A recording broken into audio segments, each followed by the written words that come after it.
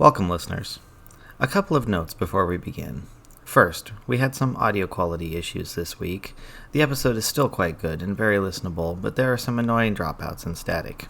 Our sincerest apologies. Second, we reference a goblin named Arg midway through. This is a running NPC from Season 1 whose origin story you can read in our upcoming book, Azentuary, the Saga of Erda. I'm almost finished writing it and hoping to have it published by Labor Day 2021. Welcome to Episode 7. Last week we left off with everyone on a boat heading north under a gray sky. Also, interestingly enough, on a ship that was completely colorless. For fun, the captain had called a beige alert. All right. So refresh my memory really quick. Why did he call the beige alert? Was there another ship approaching? We didn't know. He just suddenly called the beige alert. Okay. As you guys got on board. Yeah, we're on board. All right. Okay. Your unusual cargo for him. Got it. All right. Also, a gratuitous Futurama reference. I can't help myself. Yeah. So, I mean, I guess we could ask one of them what a beige alert is, but at the same time, they don't seem to be very responsive. I'll just I'll just approach the captain, and I won't even approach. I'll just kind of raise my hand and say, "We come in peace. We mean you no harm." He has no expression, and he just says, "Okay." Well, at least he seems to understand us. All right. I'll say we are looking for someone named Theseus. Do you happen to know where he might be? Let me look. He goes back and he grabs like a logbook from his quarters, and he scans through the T's. He says, "Nope, no Theseus here." What are the names in your logbook? Oh, they're just my manifest. Everyone that's ever been on board. I see. Who normally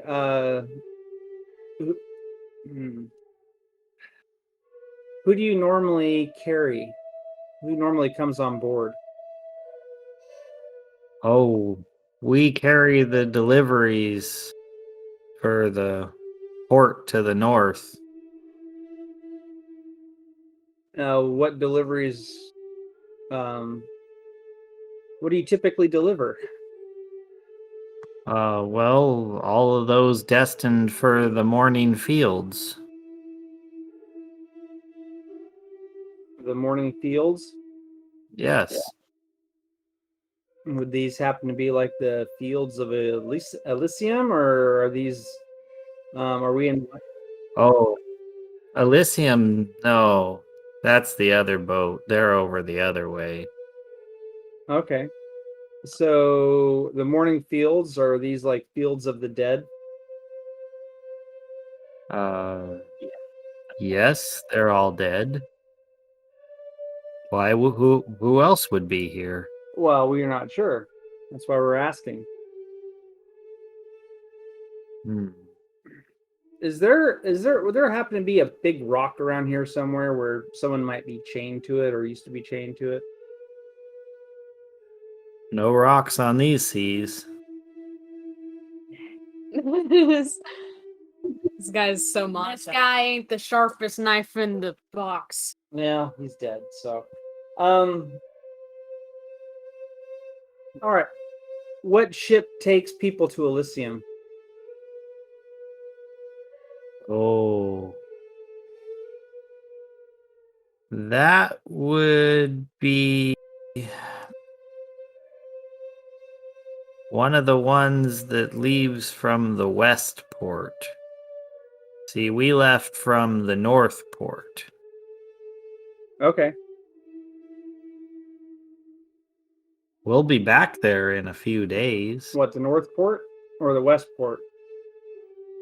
The North Port. We don't go to the West Port. We only go from the North Port up to the Morning Fields. Okay. Well, is it all right if we just kind of hang out for a bit? Sure. No problem. All right. How long will it take you to get to the morning fields? Oh, we'll be there in the morning. Okay. Cool. Okay. Sounds good. Castor's is already bored of this person. I feel like he's already like gone off somewhere else on the ship just to get away from his annoying voice. So as you do that, also in the background, you notice Alpha is standing and watching, and suddenly a portal opens and he disappears through it. What? Got it. Okay. Okay. Sounds good. Upgrade time. Yeah.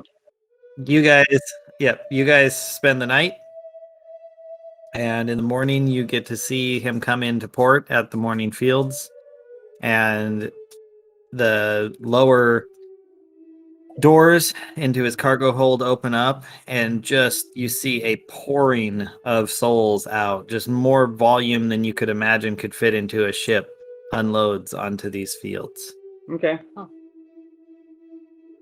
All right. So we know no one named Theseus has ever been on the ship, so he's probably not in the morning fields. So during the night, this weird world has affected Dane rather strangely.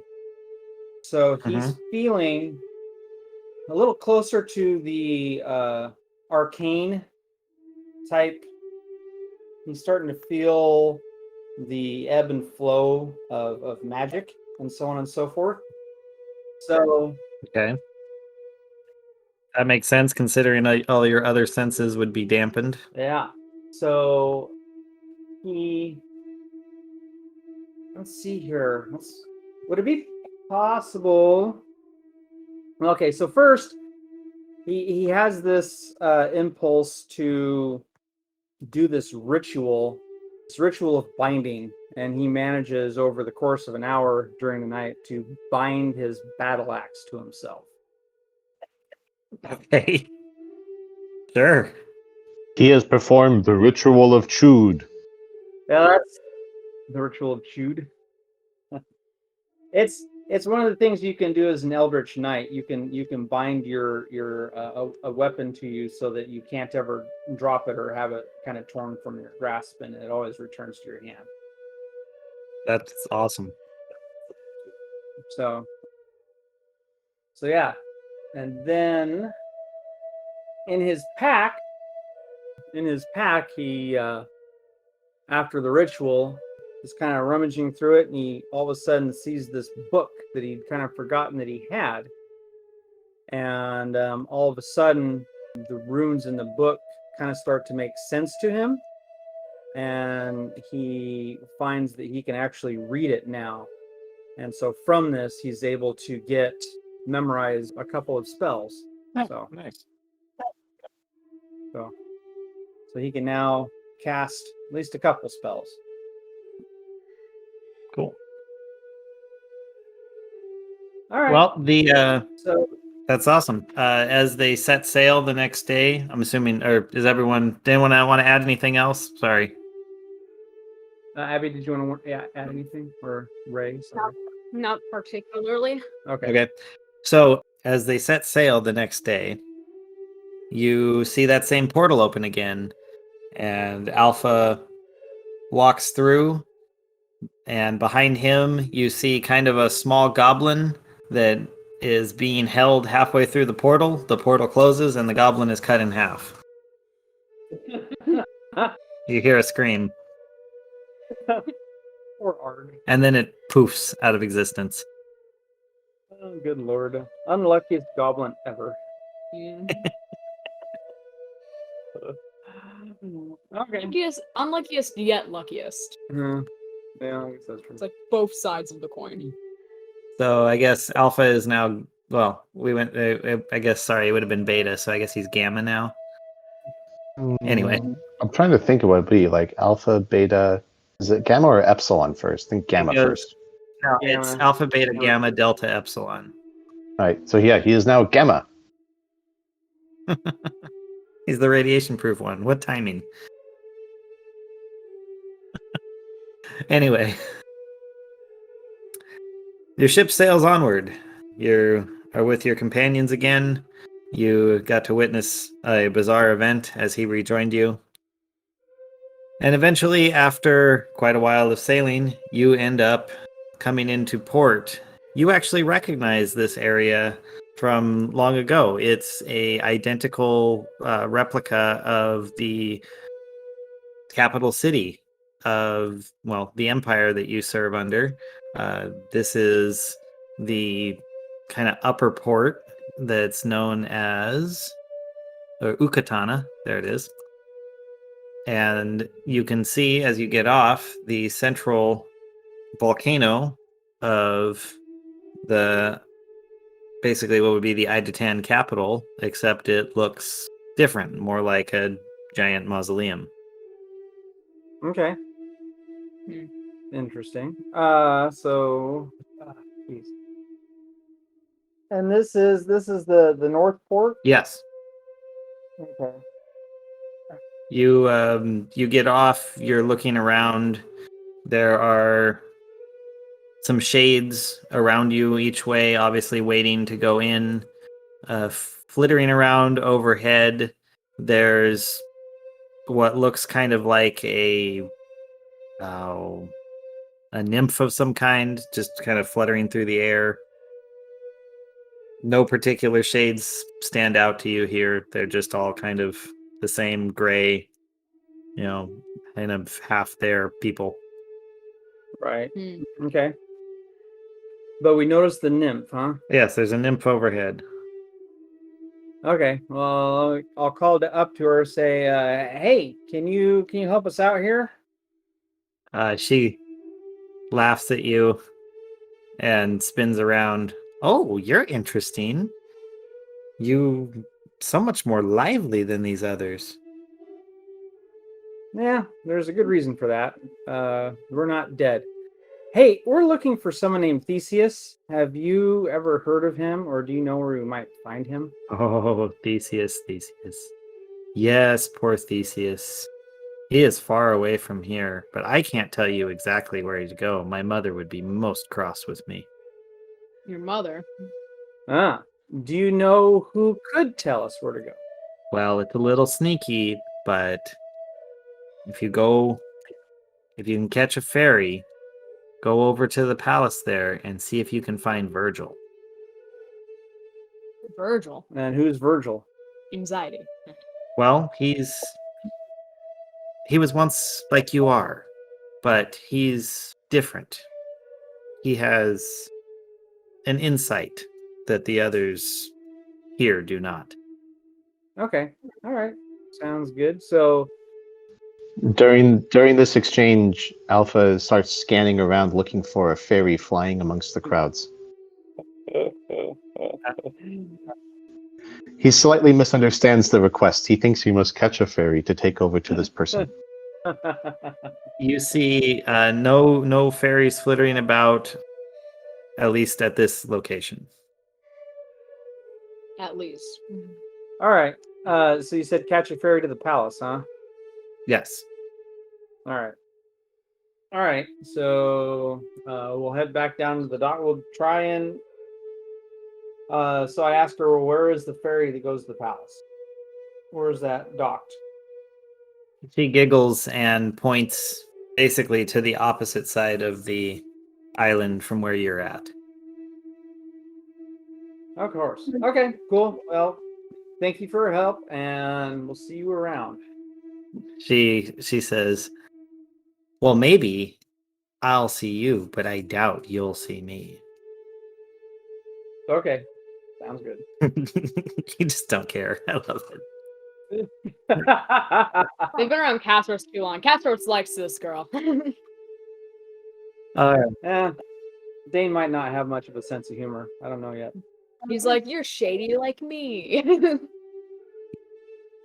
All right, so we make our way across the island over to where we were told the ferry is. All right. As you approach, you actually see there's docks, just single walkway docks out into the water, but no boats at them. However, each dock has a bell hanging at them. A bell? Okay, Bell. so there's docks, but no boats at them. But each dock has a bell. Yes. Okay. Neat. All right, so I will go to the nearest dock with the bell, and I will ring the bell and see what happens. A loud gong goes out, echoes across the water, and it's almost like the mists coalesce into a boat and being as you see a stick being moved through the water by a black-robed figure. Eventually it comes and lands on the dock next to you and extends a right bony hand. Heron of the River 6. Yep. Yeah, but here it's just a band, not a river. All right, so I'm assuming he just wants some money, so I'll hand him a copper piece. He closes his hand around it and it disappears into mist, and he turns sideways and waves you on. Oh, perfect. Eh. So we'll climb on and we say, to the palace, my good man. Oh, he stops the next person and does the same. So whoever's after you. Coin. How curious! Alpha just follows over and fishes out a coin from one of his compartments. Okay. Castros will begrudgingly give the weird thing a coin. Piece of compensation. Alrighty, Ray also gives him a copper coin. Okay. He waves each of you on in turn and then pushes off. He only actually uses his stick for a couple of moments. After that, the vessel seems to be just floating on its own, gliding across the water silently. There's not a splash or sound around, just this kind of eerie quietness. And after a moment, What excellent craftsmanship and efficient travel techniques. he turns and looks at you, Alpha, and he actually speaks, says, I wouldn't know. I'm just the ferryman. Well, sir, you maintain a spectacular ferry with great efficiency. Tell me, have you heard of the glory of Gond? Yes, many speak to me of the glory of Gond.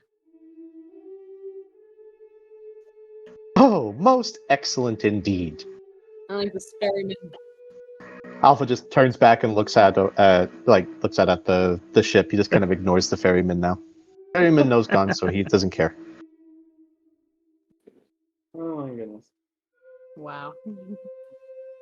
All right. Okay, so we're just continuing on, and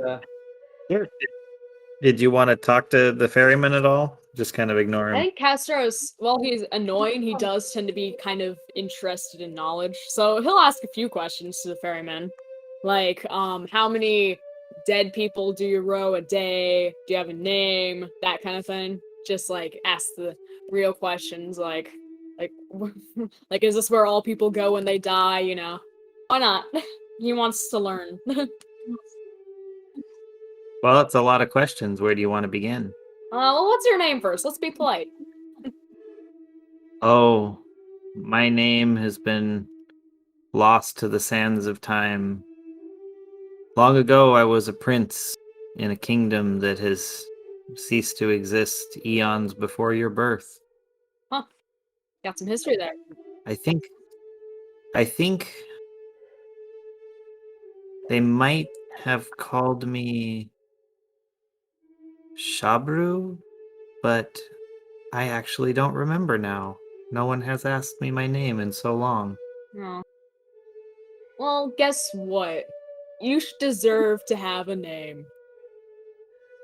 It serves me no purpose in my duties. Oh, it's like some kind of motivator, you know? Like, how can you just be the ferryman and be happy with that? You know, you have a personality, you have a life. All my life I was confined. I wanted to be with people, take them place to place. In death I was granted my request. Now I get to meet countless people, take them all over. All right, sounds good. Are you taking us to the palace? Yes, we are headed to the Central Palace. Perfect. I'm just asking questions. Be patient, Dane. Anyways, okay, now. So is this where all people go when they die, or just some? Oh, people go all sorts of places. This is one where many go, but it is not all. Alpha just turns back to the ferryman and says, "So, pray tell, how many men can a ferryman ferry if a ferryman can ferry men?" Well, a ferryman can ferry men. That is the point of a ferryman. And Ah, but you said before you were not a ferryman, therefore you could not ferry men. So I wonder now, how many men can a ferryman carry? when did he say he wasn't a ferryman? I thought he said whatever. Before death. Oh yes, well he was a prince.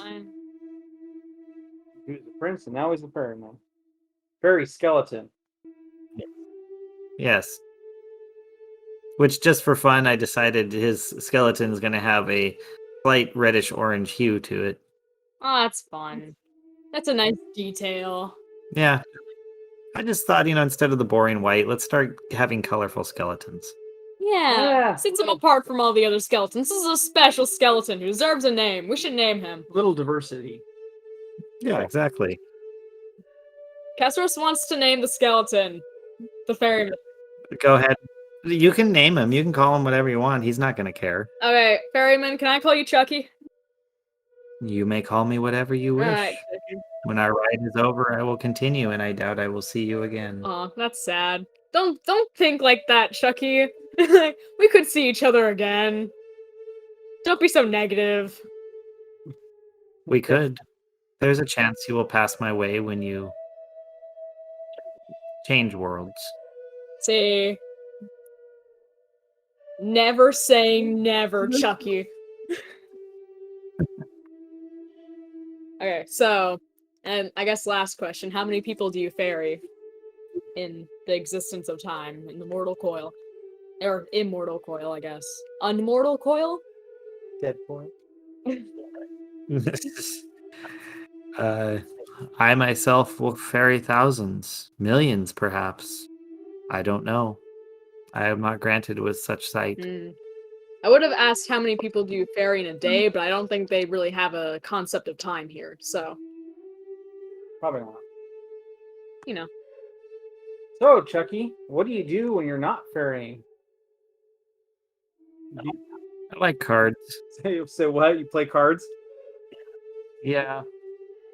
There's a poker game we play. Bunch of us ferrymen, sometimes death, sometimes fate. Though I warn you, if you're ever in that game, fate cheats at cards. Do you play for these copper pieces you collect? Oh no. Those are part of the sands of time. We just play for the fun of it. Play for funsies, Don't really have to bet anything. All right. Sounds good.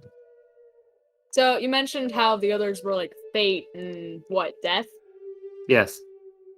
Do you have any special alias like that? What? Oh, alias. No, I'm just one of the ferrymen. Aww. We are the faceless. No, don't say that, Chucky. You got personality, you play cards. Maybe you should have an alias too. Make yourself one of the group, Chucky? Well, I think having a name is a good first step. Yeah. Oh god, you just gave me a flash. He's gonna go like after he drops you off to his card game and be sitting around and like, so I took some passengers today and they named me Chucky. I like that name. Nah, Chucky, you should totally keep that name. Whenever anybody like is like, "Hey, is that the ferryman?" Then like everybody else just says, "No, that's Chucky. Get it right." Oh, there's more than one ferryman. Like, exactly, but like, he's not the ferryman, but he doesn't have to just be a ferryman. He can be Chucky. Well, there's the chief ferryman has a name, and the rest of the ferrymen tend to not. Ah. Is the chief ferryman named Charon? Yes, how'd you know? Reasons I'll tell you later. Yeah. So guess what? Your name's Chucky. Don't let anyone tell you otherwise. Okay. I feel like this whole boat ride, just for the fun of it, Castros is just gonna try to empower this ferryman, Chucky. Just try to empower him, tell him he deserves better in the workplace. You should form a union. You know what? That sounds exactly like something Castros would do. That sounds more like a rebellion than a union. Yeah. You just gotta, you know. We deserve rights. Yeah. We want a foosball table in the break room. Negotiate for better. What's a union of the dead? A graveyard? Say what? Union of what would be the union of the dead? A graveyard? Only if they work late nights. They have to build a rave yard. Yeah, that's the party. Party in the graveyard. No. We want work parties every weekend. We want company issued parties and free food. Get some catering in here. Oh man. All right. I just want Castles to convince, like, this Chucky to just form a union. Yeah. That's what Castors likes to do. Form the chaos. Oh, good lord. Okay, so Yeah, let's just say you made it to the other side there. Otherwise, this could go on forever. yeah. So he waits for you to get off onto the dock, and he pushes himself off, and just as he gets past the end of the dock, he disintegrates into mist and disappears across the water. Aw, Okay. Cool. Chucky. So Just remember, Chucky, you are an individual. all right, so we're on the other docks here. What does this place look like? All right, so this is the central island. You would recognize it from, where you basically had visited originally as the capital of the empire. But in this space, the central volcano on which the Capitol buildings normally are constructed, in this case, is like a giant mausoleum. It's huge. It's glorious. It reminds you of all of the great houses of the dead that you've seen like smashed together into one. God, who's the name of that one? The mausoleum that was one of the seven wonders of the world. Not Angkor Wat. No. It was of the ancient world, and I'm trying to remember what it was. It was the mausoleum of Halicarnassus in modern day Turkey. So it was just ridiculous, like huge, giant stone structure with columns encircling it, chariots on the top, depictions of the god and the goddess, and legions of dead below them representing all different creeds and faiths, and all going down. And then there's doors at the bottom that open up and you can go in, and there's some traffic of shades walking in and out, and kind of looks like they're doing just ministerial duties. All right, cool. So are they all pretty much just kind of ignoring us? They don't seem to be paying you any mind. There is one that does seem to be a little more erratic than the others, but that's all. Erratic, you say? Well, let's go kind of get a closer look at the erratic individual. Okay, you go up and he's almost doing circles. Think, what would be a good one? Scrooge McDuck doing laps around his in his thinking room.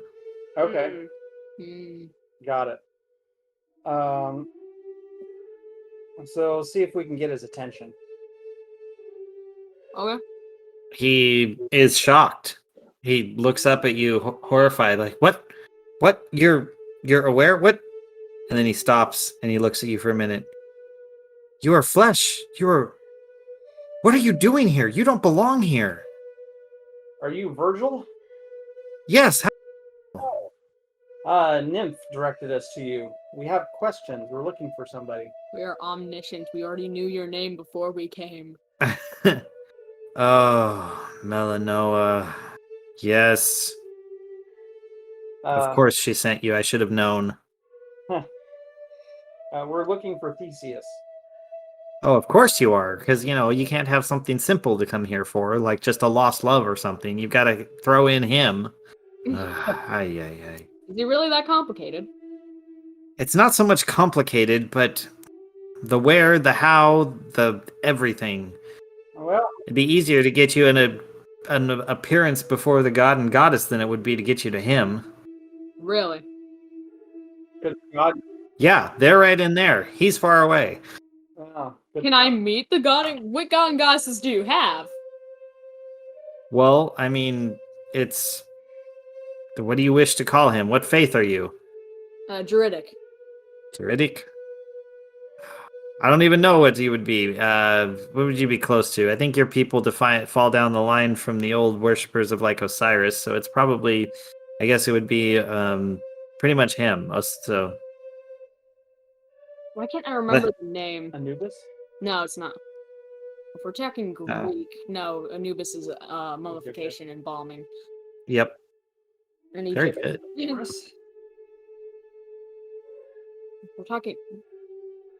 We're talking. If it depends whether we're talking Greek gods or. We said Osiris, which is different. He has many names.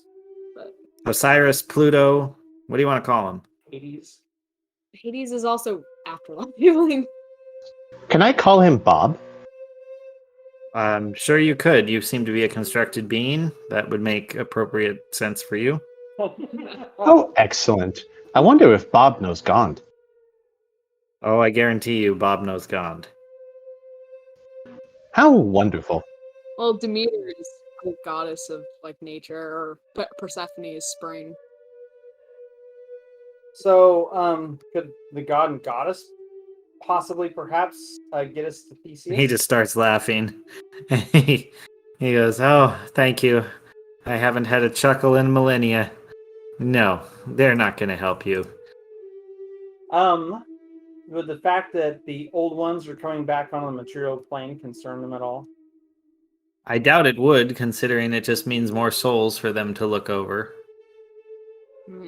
Okay, so I don't have any reason to meet them then. So how do we get to Theseus?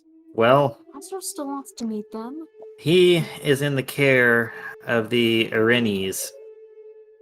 You have to deal with them, and I'm afraid that is not going to be particularly easy or fun. Nothing is it? Nothing worthwhile is.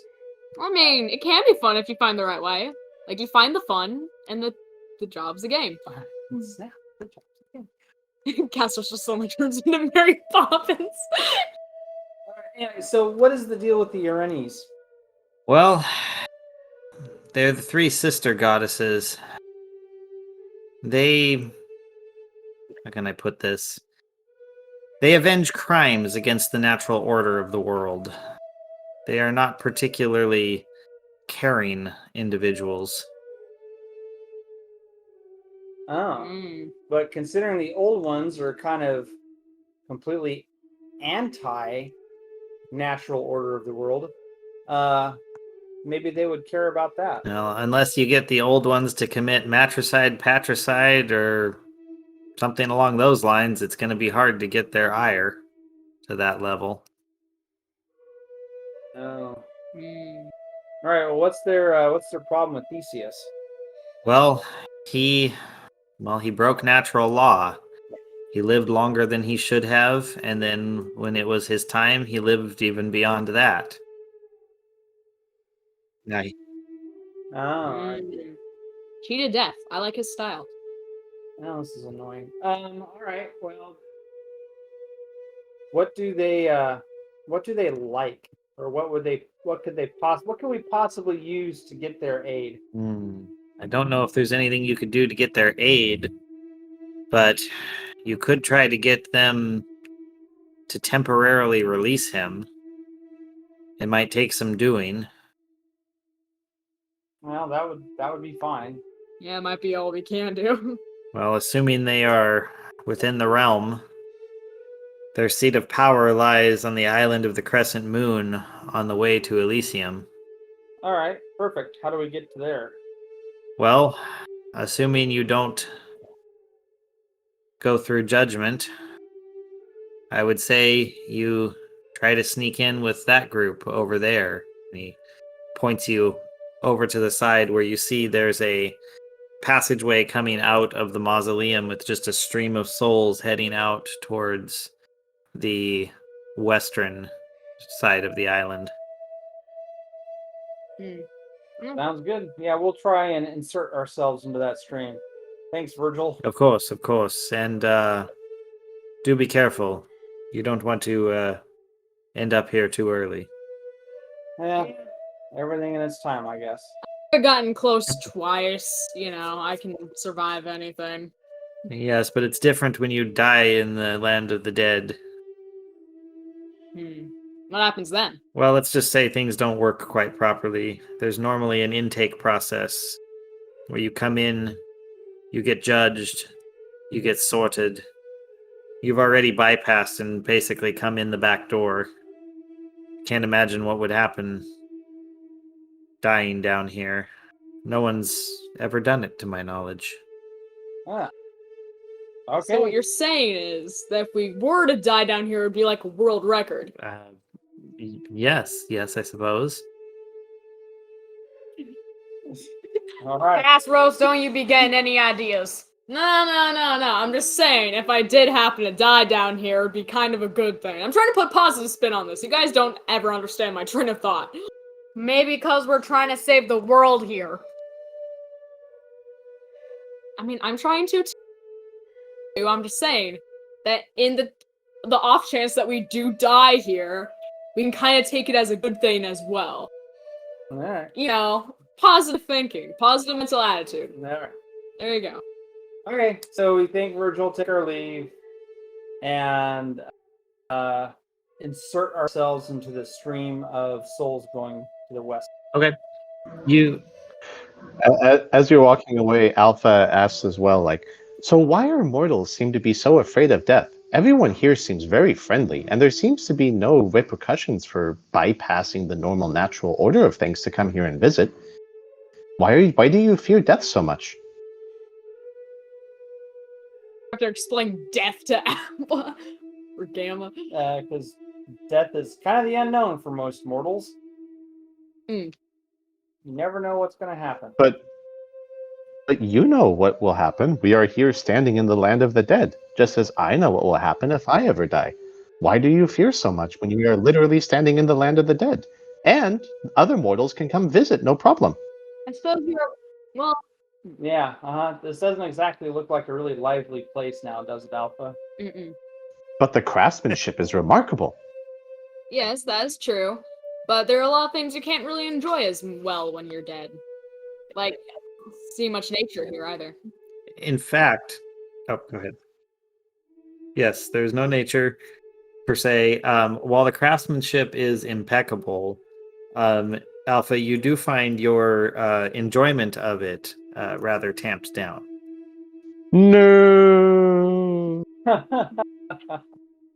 The worst punishment. All right, so we try and insert ourselves into the stream of souls. Yes, so you move with them like a flowing river, and there's actually a giant ferry that takes you out to the next port. It's like a huge one. It's unlike the personal ferry that brought you from the outer port in. This is something that's designed Okay. to just move masses. And you walk on with the rest of the souls. No one really bats an eye because, well, Right. why would you need any security here? And they take you across to the far area, and you see a ship much like the one that you were on before, this time with a different captain, though strangely similar looking to the last one you met. And Very easier. This is the ship, sweetie. Yeah, Ship that but we were I'm on. saying like it's bigger, sure, and more people can fit on it. But Chuck's ferry was personal, and it was just like it's like like if you have a smaller home, like it's not small, it's cozy. Yeah. Anyways, Chuck's ferry was cozier. all right. Well, you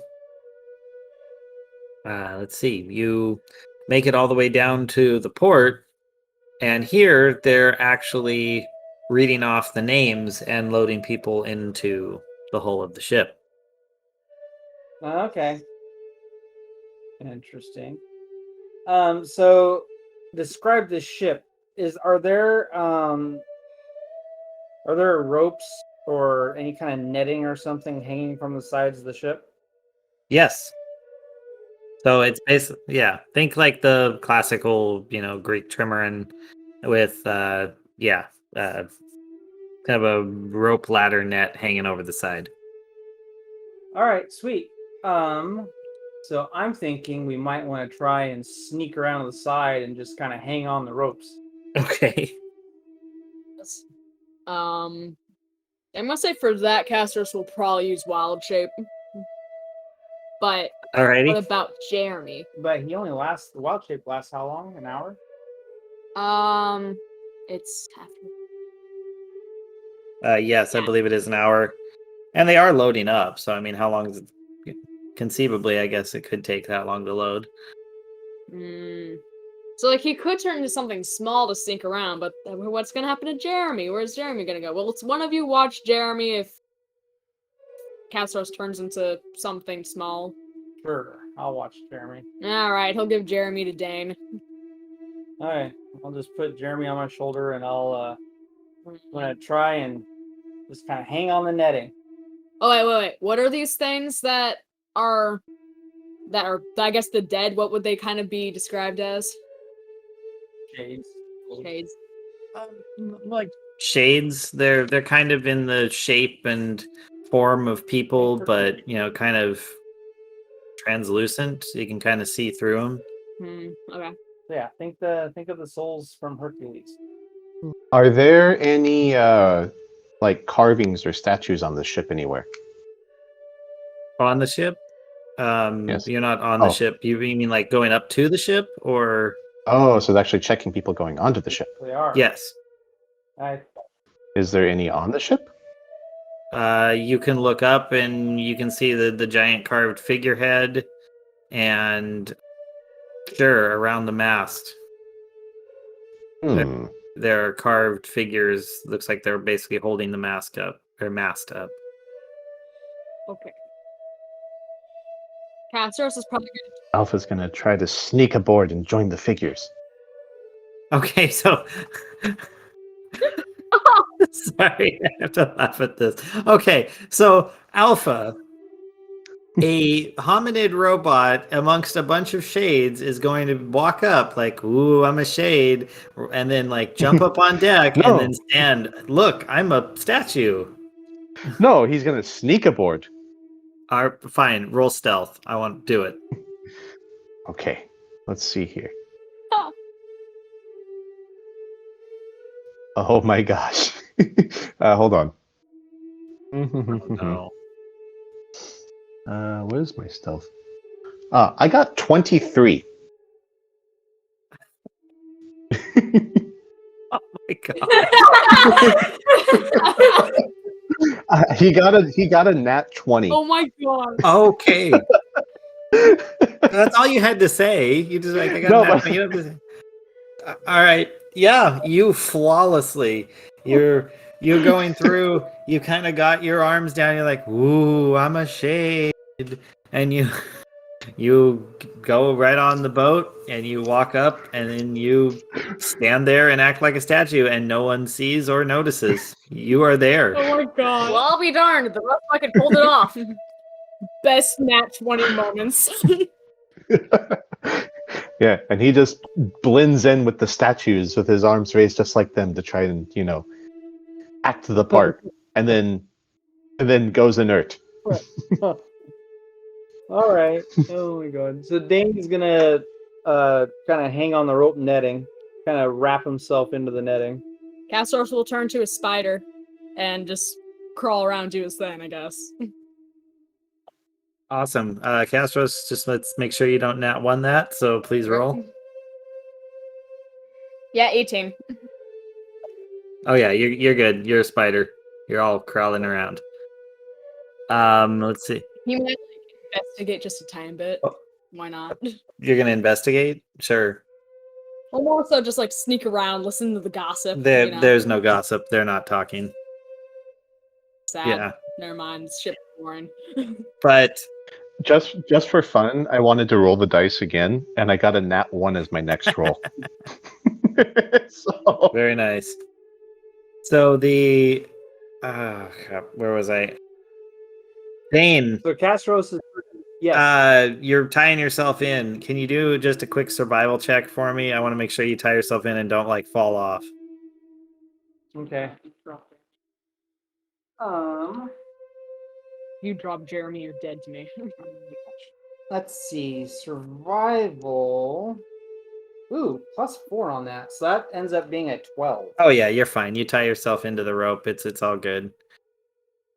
Ray's gonna join Dane on the ropes. All right, Rain. Well, Ray, do the same thing. Do a quick survival check. Make sure you tie yourself in there. 16. Yeah, you sufficiently tie yourself in. You're good.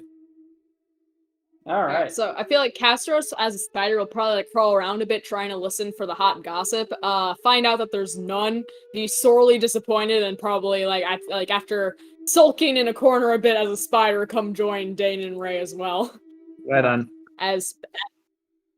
So just about the time you would start to transform back, the ship takes off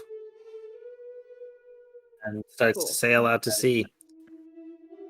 How long are you guys gonna hang on over the edge? Do you want to pop on deck or? Yes. All right. You pop on deck, much to the. We'll just call it shock, even though you barely get a raised eyebrow from any of the crew. They kind of give you a huh. Okay then. And they all kind of look up to the captain, who's looking at you, also kind of confused. Okay. No, we're heading to the island of the Crescent Moon. You actually get a bit of a reaction out of this. There's a moment when his eyes get wide and he doesn't say anything, just walks to the back of the ship and pushes the tiller slightly to the left. Excellent. Yeah. So it's a bit of sailing to get there. Yeah. In this place, the waters are calm. The wind is constant. And so the sailing is smooth. It takes you a little while to make it down to the island. And when you do get there, the ship just kind of pulls up on its port side to a dock. They put out a single board for you to walk down. We shall walk down. Okay.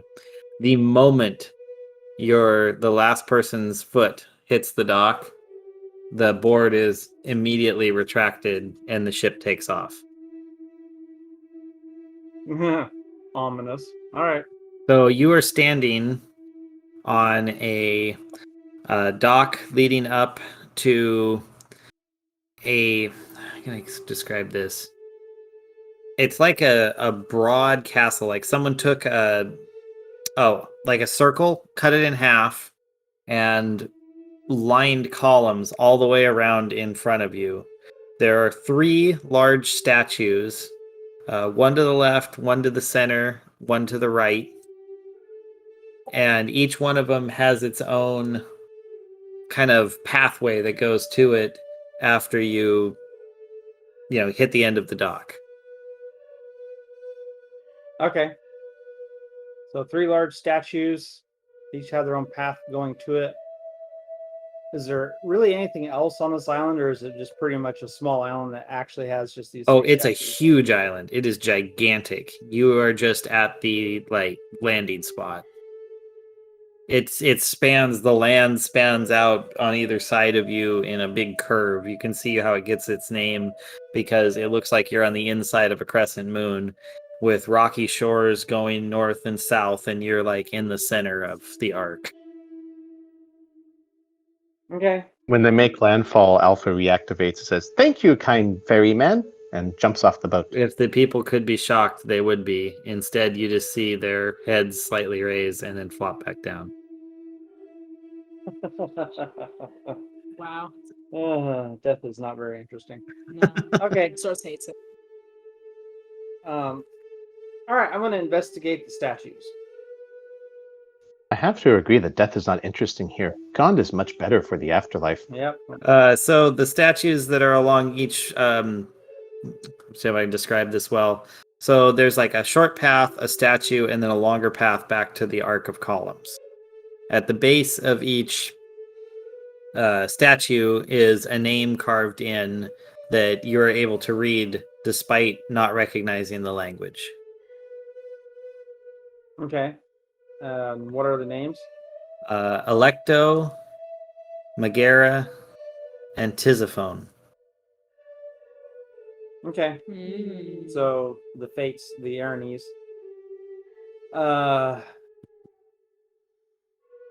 I'm gonna try kind of touching one of the statues, rubbing it a little bit, see what happens. It feels like stone. Oh, okay. So nothing. This ain't a genie lamp, Dane.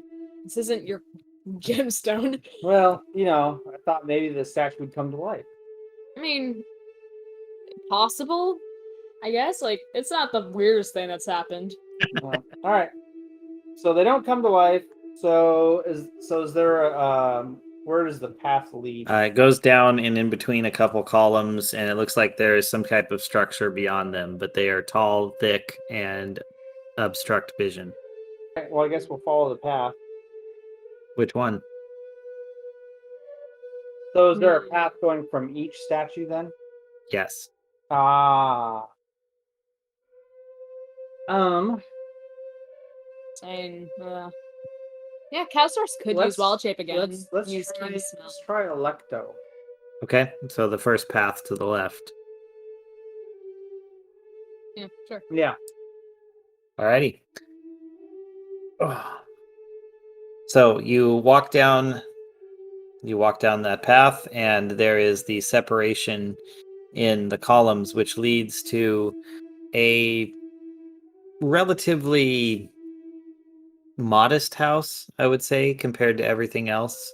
It still is carved from stone, and inside you see the first statue. There's I'm gonna describe this.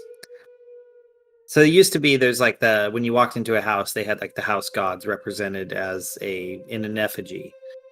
Here is the same. So you go up, you go through this thing, there's the house, there's where would be a door, and standing in front of it is a small statue about 2 feet tall. And this, unlike the other statues, which is idealized, shows Electo in her true form. Okay. So what you're seeing is basically snakes for hair, blood dripping from her eyes, wings of bats. Wings that look like they're bat wings, I should say. I mean, she looks kind of horrific. So terrifying. All right, Yeah. great. So is there The snake hair makes me worried, like Medusa vibes. right? Is there? Can we see in the building at all? It is. As you try to look in, you find that it's almost like a magical darkness that you can't pierce. Okay. Is the door open or is the door closed? There is no door. There's just an archway. Oh, okay. Hmm. All right. Well, House arrest could turn into something that has keen smell. But I doubt probably the smells here are muted as well. I guess we just cross the doorway and see what happens. Plunge into the darkness. All right. As you walk through the doorway, you find yourself in a much larger building than the outside betrayed, portrayed. It's felt like almost more like a portal you stepped through. So you went inside. It's bigger on the inside, is what I'm trying to say. Yep. All right. So as you go in, you can see it's a huge room with God, I want to describe it like a checkerboard floor of marble and granite. Classical, super classical architecture. And on the end, you actually see Right. the physical form of Electo hunched over a book at the end, kind of sideways to you. I mean, the way I'm seeing it in my head is you're at the end of a great hall, she's at the other end. Like if you're facing, say, north, she's on the north end facing east. Okay. Interesting. All right. Okay. How far away? Oh, big room, like 40, 50, actually maybe bigger, maybe 60 feet across. Okay. Well, I guess we can just start. Well, I'm gonna cautiously put a foot on a white tile and see what happens. It's a white tile, you're solid ground. Oh, okay. All right. Well, I'm gonna start to walk down the hallway towards Electo. This is your benevolent GM! And this is an ad break. Thank you for listening. Please join us at patreon.com/Azentuary, where you can sign up and ask us questions, which we'll answer in a monthly Q&A session. Or, at a higher tier, you can become an NPC that permanently is a part of our fantasy world. Or even higher still, you can get all of our merchandise as we invent it. Give us reviews, let us know what you think. All of it will be for sale eventually on Azentuary.com. But for now, if you could please support us, we're at patreon.com/Azentuary. And thank you for joining the adventure. She pays you no mind until you get about halfway through the room, and as you cross the center, she starts to speak. You have risked much coming here, mortal. Yes. Well, we have a quest of the utmost importance placed on our shoulders. So, in order to save the world, we have any risk is acceptable. An interesting philosophy. Yes, I am aware of the betrayer, the one that escaped from Celestia. It has been dealt with. Are you talking of Abloso? No, I'm talking of the one that sent you upon this quest of madness. Oh, the Oh. librarian. You're talking about the celestial gnome being that fell from the sky? Oh, is that what you saw it as? Interesting.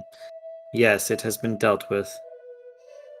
Okay. But unfortunately, the old ones have escaped, and we need to put them back. I am aware of this, but I do not see how it is my problem. It is not your problem, but we do request your aid. Aid? There is no vengeance to be sought. There is no right to be wronged here. What am I to do in the castigating of these crimes? I care not of these things, only what mortals do. These old ones are a perversion of the natural order, and they are going to kill all of the mortals. So what? I can finally retire? Well, we would prefer this not to happen, so we were wondering if we could borrow Theseus for a time. Oh, Theseus, you wish to borrow him? It would take the defying of the will of a god itself to release him. There's no way to actually get him out of his chains and set him free. The best I could do for you is offer you a trade. Trade? Yes. Someone must be put in his place. A placeholder, if you will. Someone. Alpha, we need you to summon your master again. Yeah, No. he has a goblin we can use. I do not summon him. He summons me. Is there any way you can contact him? No. No. Wait, do you need a mortal or could it be somebody already dead? Those who have already died and been judged would not work in this situation. No, you need someone who has either died and not been judged, or a mortal would be fine. I would accept that. Are you volunteering? Not particularly, no. Castro says Alpha sighs for a moment, and then he walks out towards the edge of the room and starts scribbling stuff into the stone on the outside. okay. Okay. Weird. I mean, he does him. You do you. Yeah, I don't think any of us want to volunteer ourselves to be chained in Theseus's place. Not exactly. So hold on a sec. So if you have a mortal and to take Theseus's place, then when we are done with Theseus, then this gets switched back. That would be acceptable. It's the only way I can see not necessarily subverting, but bending the rules a bit. Okay. I think I might have a way to do this. So saying that, I take out my gem and I rub it, and I call forth Kashak Barn. Okay. He pops out. What? What do you want? I have a little job for you to do, Kashak. Don't worry, it's really easy. You just gotta stay in one place for a while. What do you think I'm doing inside the gem you keep taking me out of? Oh, this is gonna be a little bit different, but at least this way you get to see some different sights. I'm highly skeptical. I do hate you. Yes, I know. That's why this doesn't hurt that much. Electo, here is your mortal that you can exchange Theseus for. She says, really? Let me see. She walks over to him and looks at, squints her eyes, looks at him, and then reaches out a hand and grabs him, and you see him just start seizing and shaking violently, and he lets out a scream and then falls to the ground and poofs into the air, disappears back into the stone. And she says, "You are incorrect. He is not immortal." Ah, Darn. well, Or the shot. yeah. At this time, Alpha wanders back through the door and just stands back with the party again. You know? Okay. I'm not sacrificing Jeremy. It's not happening. Well, Patience in the land of the dead. awesome. As you're I just sent a D mail to my progenitor. Divine mail. divine. Divine mail. Perfect. Yes, I had to go out and write a D mail to my contact. Did he reply back? Well, I do not know. This is not instantaneous. Mail, as far as I know, in every area takes time to be delivered. Okay. God. Inner realm mail. All right. So, sure, we'll do this. As you're sitting there trying to negotiate and deal with all of these things, there is a sudden tearing open of basically the fabric of reality, and you see Braun on the other side looking through at Alpha. What is it you need? Do you remember the small creature that is imperfect that you wish to be rid of? What about him? I believe we have a use for him finally, and as teaches us, every tool has its purpose. Yeah, and you see Iron Fist kind of scratch his chin and nod and go back, and from outside of the plane of the portal, the little goblin comes flying through. It smacks into a wall, falls face first on the ground. You hear a ah, and he smacks and falls. Okay. Thank you, gracious progenitor, Yes, for the glory of God. for the glory of God. You just see him start striking his hammer, and the portal disappears. Just the strike against the wall alone kills Zarg.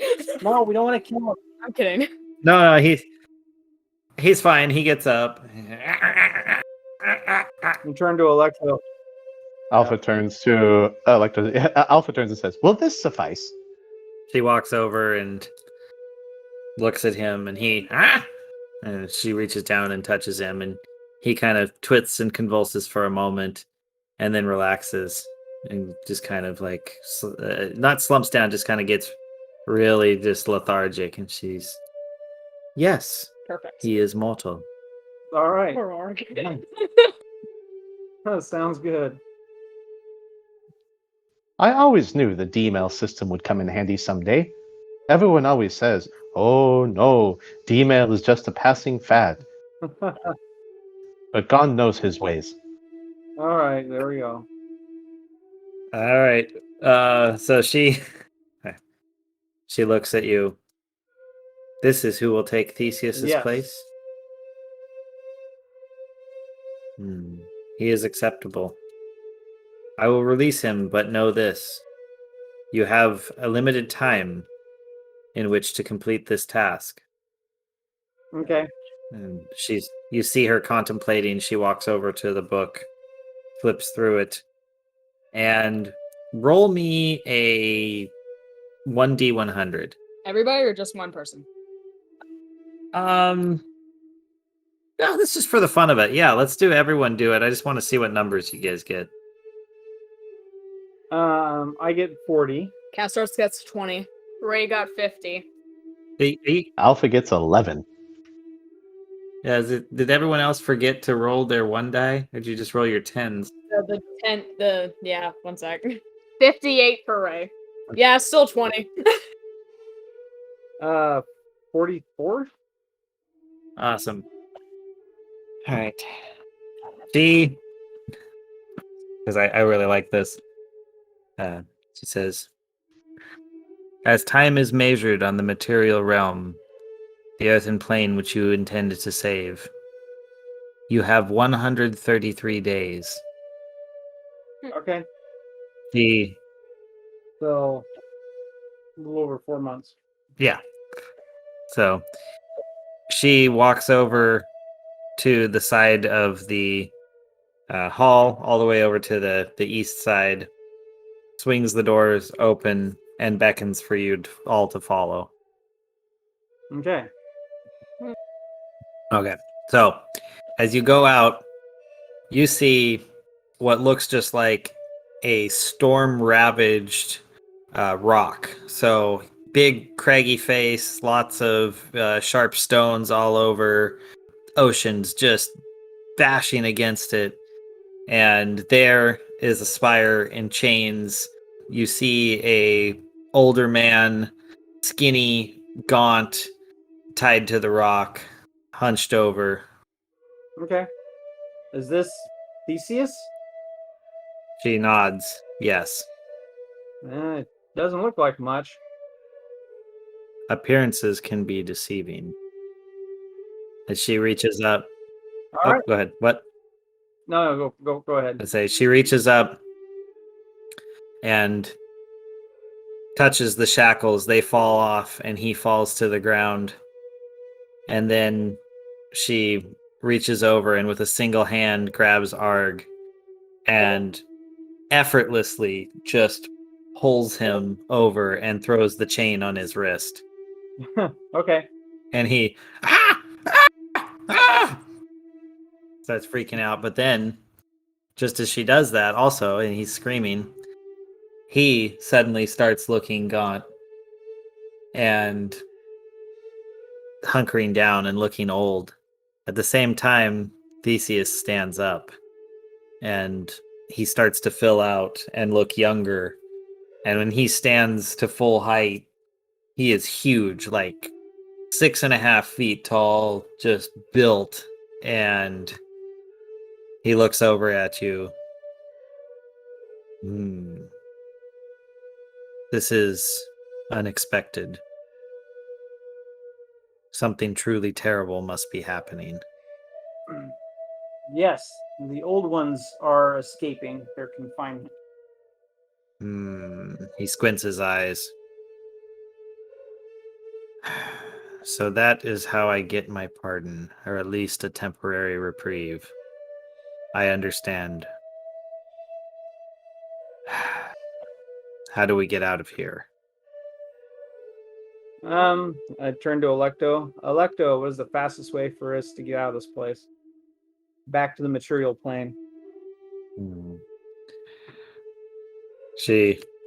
Well, I assume you came in through the back door and not the proper way, hence you still having a heartbeat.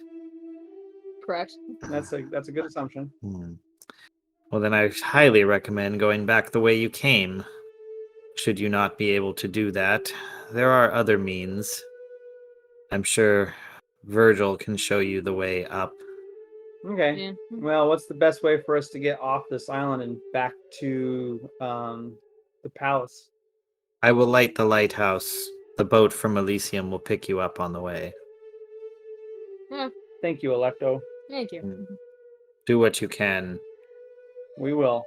Oh, she walks back inside through the door, and as she passes through, it vanishes. All right. Dope. Cool. Actually, it was pretty chill. All right. So, Theseus, how do we defeat the old ones? We do not. You allow me to do what I need to do. Get me back to the material plane. After that, I'll see what I can do. Okay. He doesn't seem to be a team player, does he? Well, he's a great general, king, leader. He tends to be one of those great men of history thinkers and not so much a team thinker. Fair, I guess. Yeah. Okay. All right, let's get him back. So, lighthouse, guessing lights up. Yes, it does, and it takes some time. You have to wait around for a while, and eventually the ship arrives and drops aboard for you to walk up. Perfect. Once you're aboard, everyone basically keeps their distance from Theseus. It's almost like he is radiating something from him that keeps them away. Like my devil mask. Yeah, basically. Wow, very cool. All right. So heading on back to the palace. Okay. You make it all the way back up. You call for a ferry, and just for the fun of it, when you call the ferry, you see Chucky comes back. Woo, Chucky! My man! He's like, yes, I actually requested if you were to make it back this way that I could be your ferryman again. Aw, Chucky! Fantastic. So, how's the new name holding up? Oh, pretty well. Union talks are going better than expected. Karan is actually open to allowing us to have a vending machine and a foosball table. Yeah! That's what I'm talking about. Oh. Castros is feeling pretty good.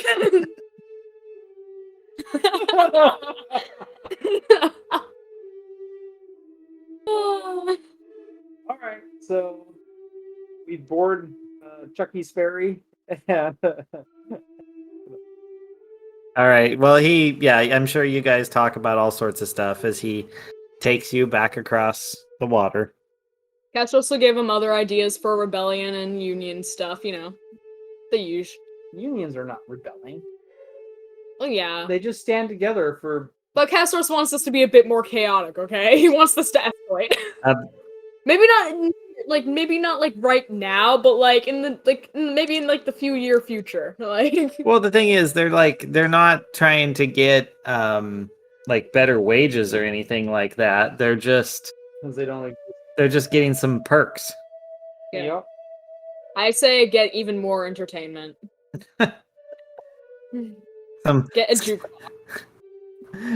You just gave me a vision of skeletal skeletal pole dancers. They fall off the pole and just shatter. The bones are all over the place, and then they have to pick themselves up, put themselves back together, and start going back to work. And all the ferrymen watching, as the skeleton shatters, they all just go nice. Yeah. Yeah, that torque pelvis that went flying across the room. Very sexy. making it rain copper coins.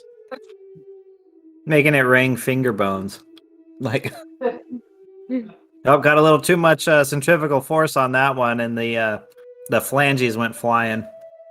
Either that or they're tossing their finger bones at the dancers, and they're like, "No touching!" Oh my god, that's so disturbing. Yeah, Castros is just gonna feed bad ideas to Chucky. Yeah. Chucky, is this your fingertip? I found it in my ear. God. Okay. We have to stop. I'm gonna choke myself. You guys give me the worst mental images. I'm sure our podcast listeners love it. Oh, I'm confident. We are quite the motley crew. Anyway, so he lands on the far shore and says, it's great seeing you all again. Catch you next time. Hopefully you'll still be alive. And you realize he would have winked, but he can't wink because he has no eyelids. Man, I'm gonna miss Chucky. When I die, I want to request Chucky as my ferryman. All right, I had to throw something in there. It was too much fun to not. Right. Yeah. I agree. I'm assuming that's probably gonna be the top of this episode, just Chucky the Ferryman. Yeah, that's a good one. I like that. Yeah. Oh, All right, so Okay. I don't know. He sounds kind of cheesy to me. Well, as long as he's not, in child's play. yeah, that was quite disturbing. Anyways. Yeah, so you guys are on the mainland. Cool. Well, let's search out Virgil again, and maybe he can give us a shortcut back to the material plane. All right. It takes you a little while to actually find him. He's seems to be going around and doing a few different things. And he's, oh, surprised to see you. Well, yes. Well, look who we have here with us. Theseus. Virgil looks just in shock. He's horrified. He's standing his ground, but he's like visibly shaking. How did you? What is going on? This should not be possible. You have to get out of here right away. This isn't. You see him like looking behind him, like looking around. Like this is not good. This. We have to get him out of here now. Okay, well, show us the fastest way to get to the material plane, and we will leave you alone. Yep, get out of your hair. The fastest way. Oh man. It's take days to get you out by going back through that way. Man. We can go into the palace. I know there's a portal there. Never tried this before, but here, follow me inside and try to conceal yourself. Conceal him as best as possible. Okay. Anything you can do. Clothing, whatever. Does anybody have any extra clothing? Like a cloak?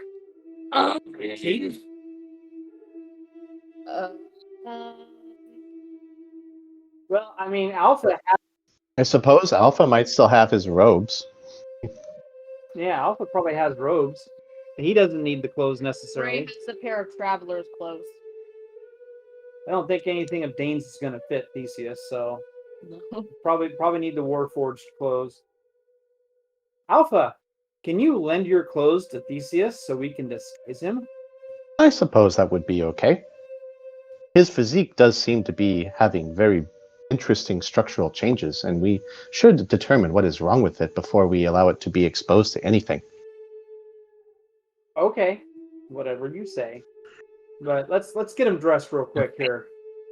Very well. Alpha just strips off all of his entire like monk garb and hands it over. And underneath the monk garb, you realize that his body is also painted just like the monk garb. I'm Iron Man. All right, excellent. That is brilliant. The only difference is he no longer has a hood. Perfect. So let's dress Theseus up, and we'll make sure that the hood covers his face. All right. So As Theseus is getting dressed, Alpha looks around and says, "Oh, this is actually much more efficient. I can see much better. I do not understand why my progenitor insisted I wear clothing initially. This is much more efficient." I think he wants you to wear clothing to blend in more effectively with the biological beings, but you know, for right now, I think it's fine that you are the way you are. This makes sense. awesome. So you guys, you go down a hallway as Virgil leads you. He, of course, makes absolutely no sound because he, floats more or less. Right. And the hallway does seem rather void of any, anything that would make noise. So let's see. You go down a pretty long hall and you make a turn.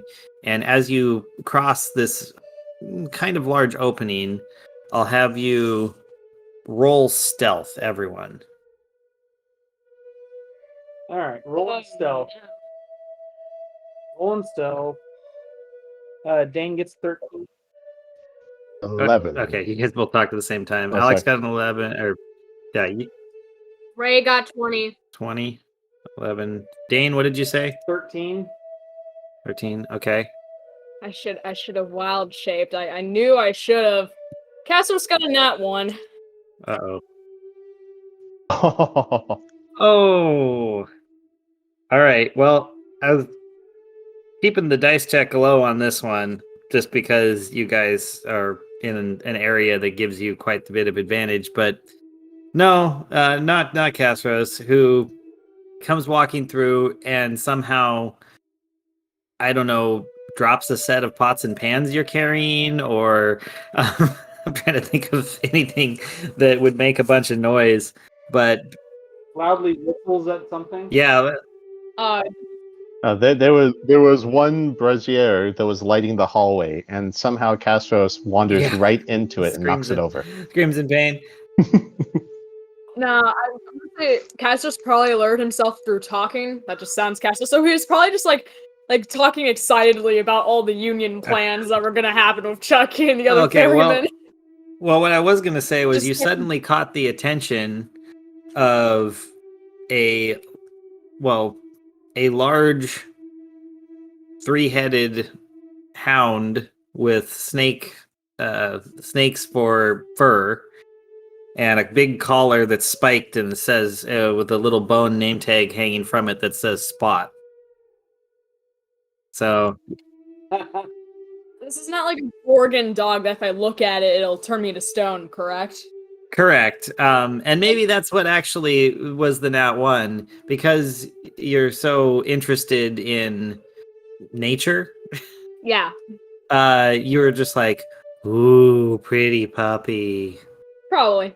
I'm like, ooh, that thing's cool. Why don't we have those? Just for fun, because I'm like, all right, I'm committed to this. Can Castos make like a nature check just to see if he can kind of give like an estimated guess on like the CR, the challenge rating of this thing, like how powerful it is? Oh, sure. I just want to know if he were to fight it, how good of a chance he would have. Oh no, that's a 9 on that nature check. You get the impression that it would probably be very hard to battle against. Yeah, makes sense. All right. He's like, ooh, pretty. Like, wow, this thing is like massive. Like, wow, you could probably kill me without even trying, huh, buds? He's just like, he suddenly starts talking to it like a dog parent, just like, oh, look at you, look at your big paws. Oh, he starts talking like a, like you would talk to a dog. It growls at you it's looking at you and growling. Okay. I'm assuming everybody else gets the memo.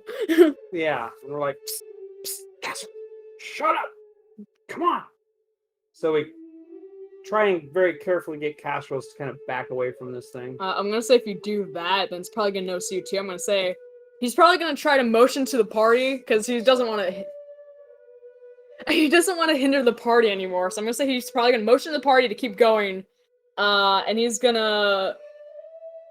I'm trying to think of how fast this thing might be. I'm gonna say he's gonna shapeshift, wild shape into an elk, which has a speed of 50 feet, and he's just gonna play a game of keep away, I guess, with this thing. Try to stall for time and try to get back to the party. Okay. Yeah, give me a wild shape roll. 19. Oh, you nail it. Good job. All right. So you guys keep going. He will catch up with you later with his, I don't know, some kind of sense. And he'll find you again. He just doesn't want to hinder you guys right now. So he's just gonna play keep away with this thing. Okay, so you're running around and it's like nipping at you, but it's held back. It's more watching you just bounce around, causing some chaos, I guess. Yeah. It's what Castros does best.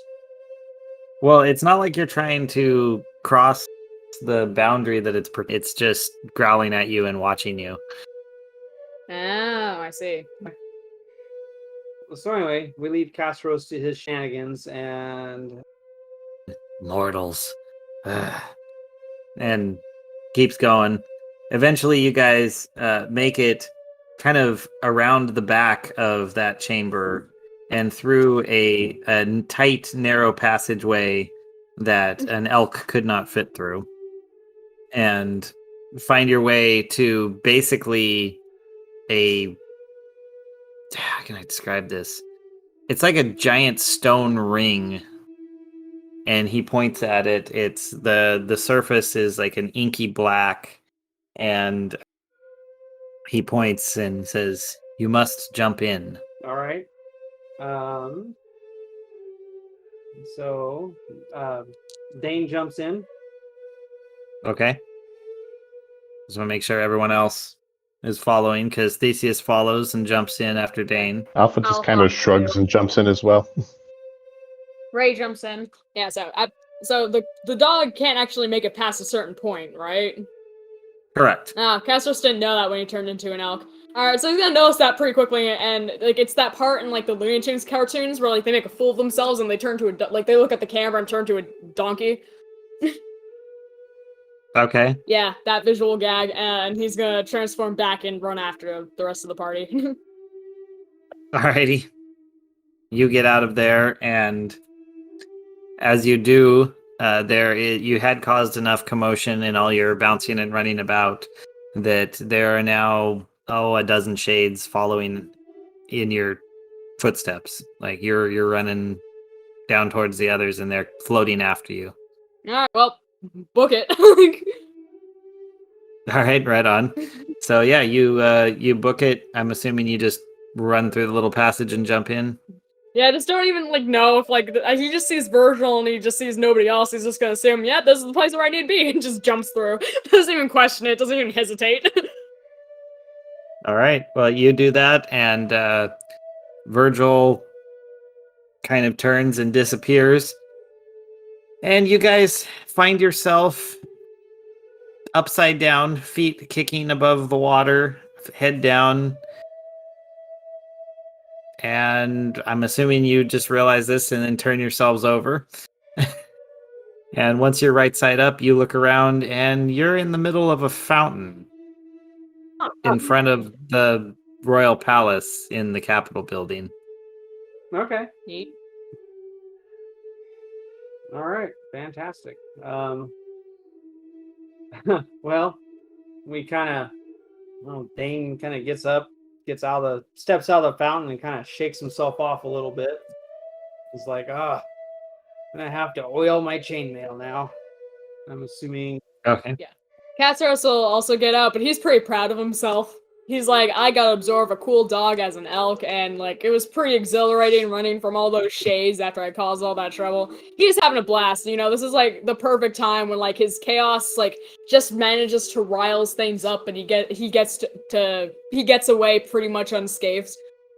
This is his ideal like level of chaos. Awesome. Well, you're standing there kind of shaking yourselves off, doing your, taking a moment, breathe things in. And amidst the crowd that has all of a sudden gathered, kind of seeing these weirdos in the middle of the fountain, some palace guards come running out. Hey, you there! Get out of the fountain! What are you doing? Taking a bath. Damn dwarven hobos! Get out of there! He grabs basically a nightstick and starts like swinging it at you. Get! Grab the broom. Okay. Well, We'll get. Dane just kind of gets out of the fountain and is like, yeah, whatever, man. Okay. Hey, Jones, Jenkins, get over here! Escort them out. Front gate. Give them a nice boot when they get through. Yeah, I wouldn't recommend that. Not if you want to keep all your teeth. Well, these are the the official palace guard in full armor, to the hilt. Like they see you as an invader, that shouldn't be there, and they're taking you out of off the palace grounds. Okay, well, I mean that's fine, but Dane's not going to appreciate getting tossed or booted. So, all right. Well, anyway. Okay, so they're walking you out. We'll just say they're taking you. Let's say they're taking you due south out of the palace grounds, and as you're going, make a. Actually, no, I won't have you do anything. You're going walking, and who's holding Jeremy right now? Castro. Yeah, Castros at this point. Castro says, I didn't know if you grabbed Jeremy back. That's why I had to ask. Oh, no, I'm assuming. Okay. Yeah, all right. So, Castro suddenly, like, as you're walking, you pass through the gate, and he curls hard into a ball and snuggles up tight against you. Castros will take out his club. His chill out. this word I can't pronounce, Druidic club. Does he say, Shillelagh. does he Shillelagh? say anything to the rest of the party? I'm assuming that body language is enough for you guys to understand, and if you don't understand, well, like, he's not gonna do everything for you. Oh, we don't know. I mean, he's curled up against you. What do you think? We all pay attention to the sloth on your shoulder? Yeah, no. Oh no, Castro took out his club. I'm going to assume that's a big enough like body motion for you guys to notice. Okay, you you grab your club, and the guards behind notice. Hey, what are you doing up there? I'm like, I'm not worried about you guys. I'm doing something else. Well, it looks mighty suspicious as they start pulling out their actual swords, thinking you're going to attack them. I just give an exasperated sign, like, yeah, I get that a lot. Calm down. Like, I'm not aiming at you. Something bad's coming.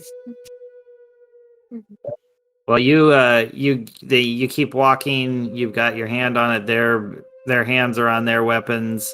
It's a really tense moment, but you get a few feet past the gate and down, and Jeremy relaxes.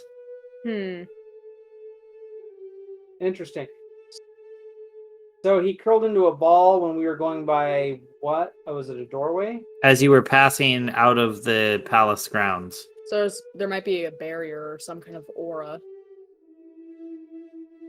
Huh. Castros will keep that in mind. All right. Anyway, so we're out. I guess we're out of the palace grounds. Palace guards. They go back to the palace grounds once we're outside. Yeah, they let you out, and as you pass through,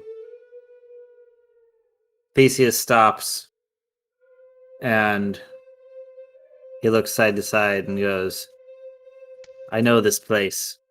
It has been rebuilt and reformed. It is different but familiar. Where are we? Capital. Really? I have been gone far too long. This is no longer the home I left. Yeah. Perhaps it is time I take it back. No. We brought you out for a specific purpose, and that is defeating the old ones. Yes, there is that, but I am king after all. Not anymore, you aren't. That time is long since gone. Well, you have heard tale of the once and future king. Alpha just turns to him and says, how would you rebuild it? What construction materials would you use? Would you improve the overall structure and defensive ratings of this establishment? Yeah, no, Why, yes, of course, Master Gondian. I would make it the finest of all craftsmanship. Alpha just turns to the group and says, he makes some valid arguments.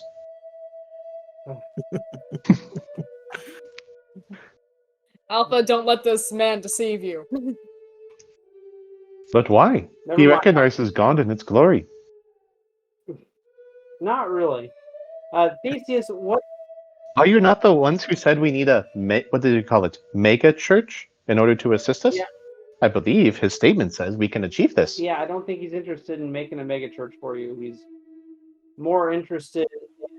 Alpha turns back to Theseus. Would you build a mega church for Gond? Of course, my friend. Oh, he seems interested. He's trying to buy your loyalty. Theseus, what do you require in order to take care of the old ones? Ideally, several things. My armor, as these robes are somewhat inadequate. My sword, as it is a focus for my power.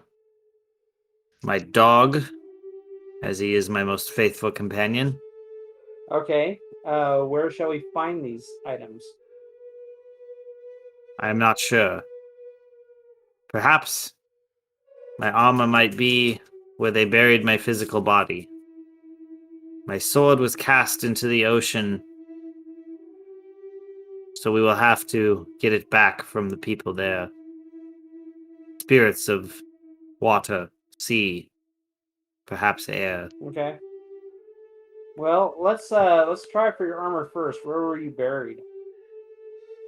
Well, that is the problem of, dying is you tend to not know what happens to your body afterward. Were you a king when you died? Of course. They probably would have laid you in state somewhere. In a mausoleum or something. That would make sense. Probably beneath the place we just got kicked out of. Okay. Well, guess we know where we need to go back to. We have to do a secret stealth mission in.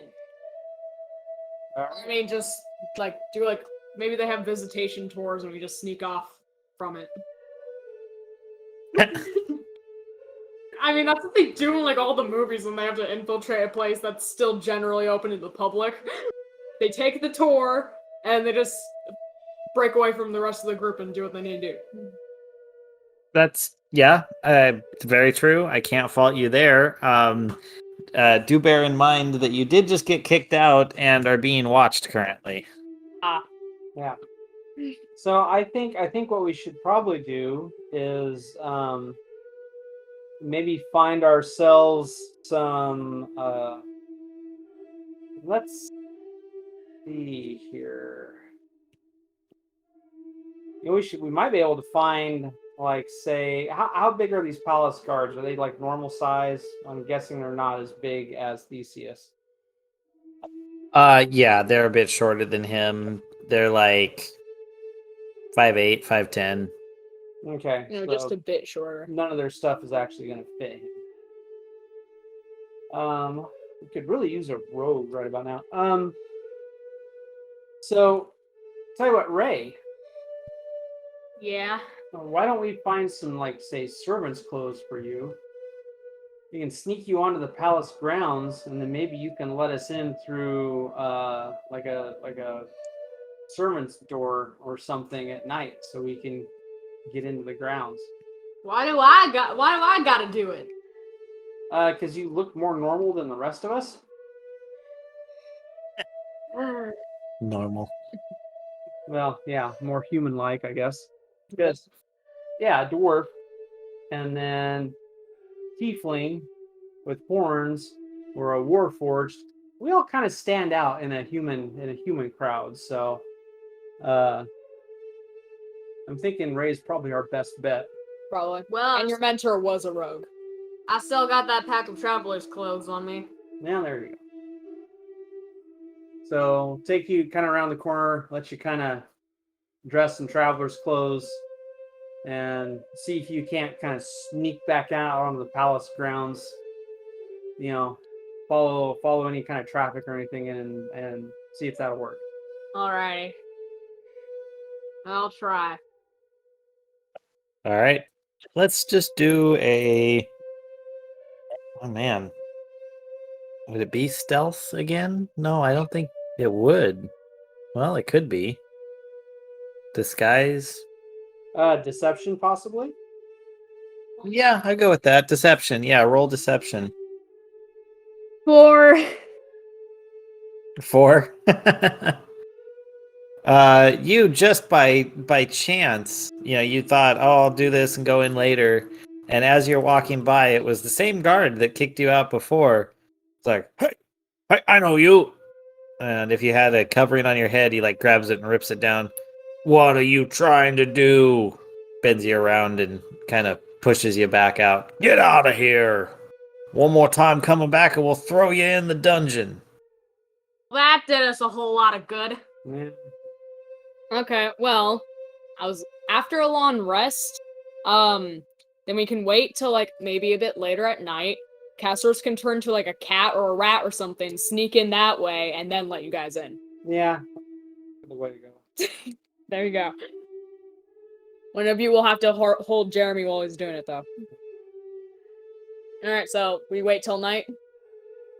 Alrighty, so you guys wait till nightfall, and then you carry out that plan? Yep. Yeah. Alright. Give me a roll to see how your change goes. I'm curious. I'm gonna say he's probably just gonna turn into a rat. It's just the most normal thing. Your rat would probably be the best thing. 16. Oh, yeah, that goes well. You are a rat of decent size. Perfect. So he's just gonna creep in through a hole or something, kind of navigate his way around hallways. He has keen smell, so Well, you're probably not going to go around the hall. I mean, you. well, yeah, but just edge along the wall of the hallway wall. and find a door that, like a back door that he can open. So he'll navigate. As you're doing that, Hmm? just for fun, roll a quick perception check. He has advantage. Good. 13. Awesome. You completely avoided the cat that was down at the hunting mice at the end of the one hall. Nice. Perfect. Alright, so he's gonna find a back door, or the back door that they semi-agreed to meet at.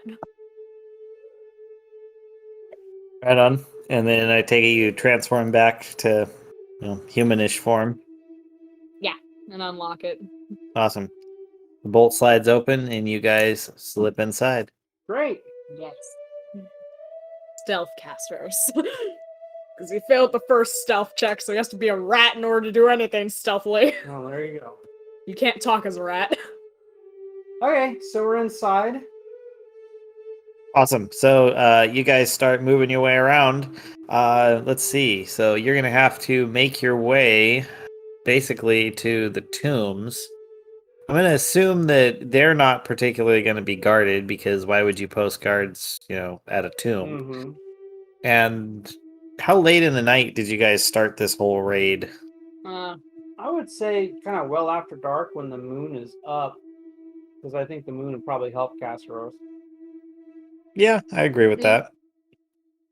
Okay, so let's say, how about everyone roll a stealth check, and I'll just use the two highest rolls. Okay. Oh, Dane got a nat 20. Oh, nice. 16. Castros got a 16. And I guess we'll just assume Alpha. Oh, it doesn't really matter. I was muted. Sorry. Yeah, I just realized that, like, despite the fact he's a monk with bonuses to stealth, only got 10. Well, that's all right because everyone else basically took care of it for you. They were sneaking through. They saw guards. They stopped you from walking. They, watched and navigated and got you all the way through. And then you guys got to the door. You opened it up and began your descent. As you walk down the stairs into the catacombs, the tombs, the place beneath the capital, Theseus says, this does seem strangely familiar, though I should have no recollection of it. This is peculiar. And with that, I think we roll credits. And we pick up here next week. Fantastic. Alright. Well, pretty good. Castros did not roll as well this session, but Yeah, we're gonna. he helped start a union. That's good enough for him. It's not every day you can start a union in the underworld. Yeah, That's one pretty foosball table.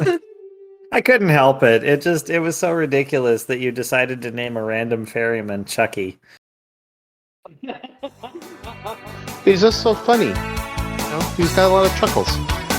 Yeah. This has been an Azentuary LLC production. Find us online at azentuary.com for our character bios, merchandise, Patreon, and more. Thank you for listening. It's Alpha's rumbling in the background. That's what it is. Every time he speaks, he rumbles.